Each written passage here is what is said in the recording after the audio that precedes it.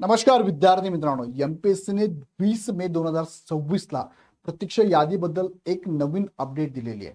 याच्या अगोदरच्या भरपूर सारे अपडेट मी तुम्हाला सांगितलेले आहे. प्रत्यक्ष यादीबद्दल भरपूर मुद्दे पण बोललेलो आहे, पण हा एक वेगळा मुद्दा आहे. जो मुद्दा मी तुम्हाला काही जी आरच्या माध्यमातून पण समजून सांगतोय.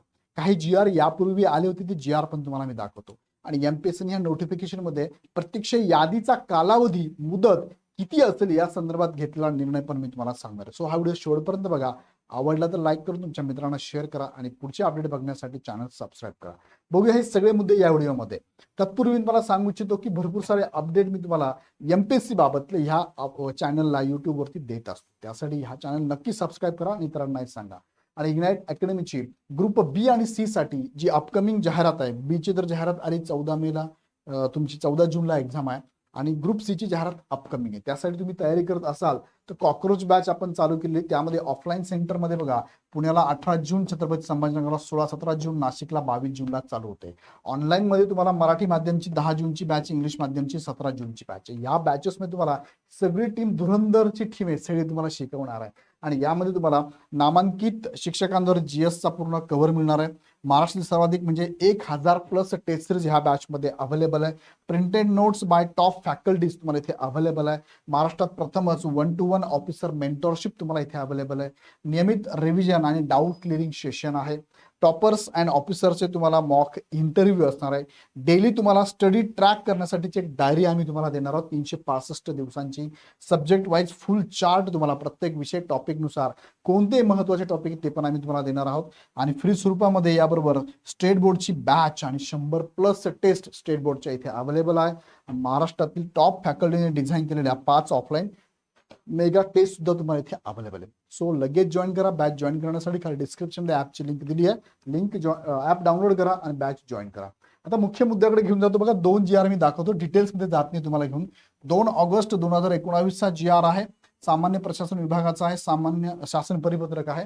महाराष्ट्र लोकसेवा आयोगामार्फत होणाऱ्या पदभरतीच्या अनुषंगाने संबंधित पदासाठी जर प्रत्यक्ष यादी ठेवण्यात येत असेल तर प्रत्यक्ष यादीतील उमेदवारांची मागणी, प्रत्यक्ष यादीचा वैधता कालावधी संपण्यापूर्वी करावयाच्या कार्यवाहीबाबतच्या सूचना.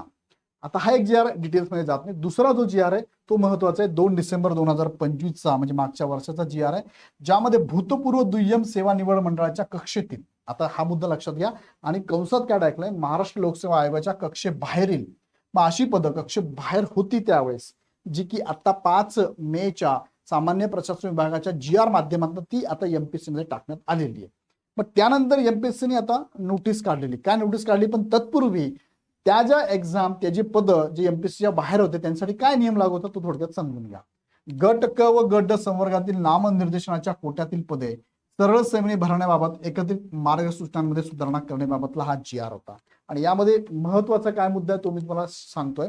निवड समितीने तयार केलेली निवड सूची 2 वर्षांसाठी किंवा नवीन सूची तयार करण्यासाठी सेवा भरतीची जाहिरात देण्यात येईल. त्या दिनांकापर्यंत, यापैकी जो दिनांक आधी घडेल त्या दिनांकापर्यंत विधिग्राह्य ठरेल. तसेच ही मुदतवाढ निवड सूची तयार करताना ज्या दिनांकापर्यंतची रिक्त पदे विचारात घेण्यात आली आहे त्या पदांपूर्तीची असेल. हा जी आर तुम्हाला आता ठीक आहे, ह्या जी आर मध्ये तुम्हाला दाखवला, पण महत्वाचा मुद्दा जो आहे तो इथे आहे. बघा, महत्वाचे प्रसिद्धीपत्रक एमपीएससीने दिले. 13 मे एक प्रसिद्धीपत्रक दिलं. आता काही मुलं म्हणतात सर रिपीट दाखवतात. मला पाठीमागचे संदर्भ द्यावे लागतात आणि नवीन माहिती तुम्हाला देण्यासाठी ते संदर्भ महत्वाचे असतात. आता 13 मे जो जी आर आहे त्यामध्ये सांगण्यात आलं होतं की तुम्हाला एकल जे संवर्ग आहे त्यामध्ये प्रत्यक्ष यादी कार्यान्वित राहणार, बहुसंवर्गाला राहणार नाहीये. दुसरं नोटिफिकेशन 20 मे 2026 जे होतं, महाराष्ट्र गट सेवा संयुक्त परीक्षा 2025च्या एक्झामसाठी होतं. त्यात त्यांनी सांगितलं लिपिक टंकलेखकला तुम्हाला प्रत्यक्ष यादी ठेवण्यात येणार आहे. आणि आता हे जे महत्वाचं नोटिफिकेशन आहे ते 20 मे 2026च आहे. ते आहे आयोगामार्फत घेण्यात येणाऱ्या परीक्षांसाठी ठेवण्यात येणाऱ्या प्रत्यक्ष यादीबाबत. आता मला सांगा, पाठीमागचे संदर्भ का दाखवले ह्या व्हिडिओमध्ये, कारण प्रत्यक्ष यादी कोणाला लागणार आहे, कंबाईन गट क मधल्या फक्त क्लर्क ह्या पदासाठी प्रत्यक्ष यादी लागणार आहे. आणि जेवढे एकल संवर्ग असतील त्यासाठी प्रत्यक्ष यादी लागणार आहे. मग ही प्रत्यक्ष यादी कधीपर्यंत ठेवायची त्या संदर्भात लक्षात घ्या. या अगोदर 28 डिसेंबर 2016च्या सुधारणेनुसार बहुसंवर्गीय स्पर्धा परीक्षा वगळता इतर ज्या स्पर्धा परीक्षा सरळ सेवा होत्या त्यांना 1 वर्ष किंवा त्या संवर्गाच्या पुढील परीक्षेच्या निकालाच्या दिनांकापर्यंत, यापैकी अगोदरच्या दिनांकापर्यंत कार्यान्वित ठेवली जाते. सदर प्रतीक्षा यादीच्या धोरणात सुधारणा करण्याचे आयोगाच्या विचाराधीन होते. म्हणजे पूर्वी कसं असायची, ही जर जाहिरात आली, त्याची निवड जर झाली, तर ही प्रतीक्षा यादी जी होती ही 1 वर्ष किंवा पुढची ऍड येईपर्यंत ह्या दोघांपैकी जे लवकर होईल त्यानुसार ती प्रतीक्षा यादी ठेवली जायची. पण याच्यामध्ये बदल करण्यात आला आणि तो बदल असा असणार आहे बघा.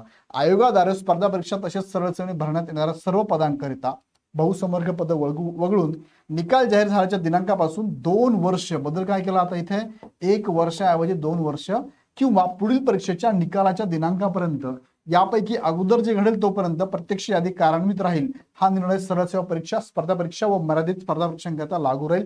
तिन्ही फॉर्मॅटमध्ये लागू आहे बघा. सरळ सेवा स्पर्धा परीक्षा, मर्यादित स्पर्धा परीक्षांसाठी लागू राहणार आहे. 2 वर्ष किंवा पुढची ऍड दोघांपैकी जे लवकर घडेल तिथपर्यंत ही प्रत्यक्ष यादी कार्यान्वित राहणार आहे. बहुसंवर्गीय स्पर्धा परीक्षांकरिता प्रत्यक्ष यादी असणारच नाहीये.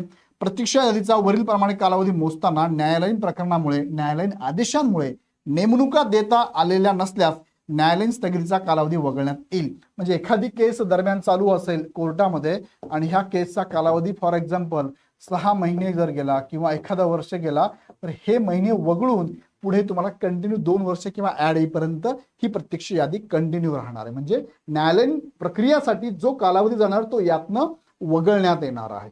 आयोगामार्फत ज्या संवर्गाकरिता प्रत्यक्ष यादी ठेवली जाते अशा संवर्गाकरिता अंतिम शिफारस यादीसोबत पदसंख्येच्या 3 पट उमेदवारांची, म्हणजे बघा 3 पट उमेदवार उपलब्ध नसल्यास उपलब्ध संख्या इतकी प्रवर्ग निहाय प्रत्यक्ष यादी ही शिफारससाठी सोबतच शासनास पाठवण्यात येईल.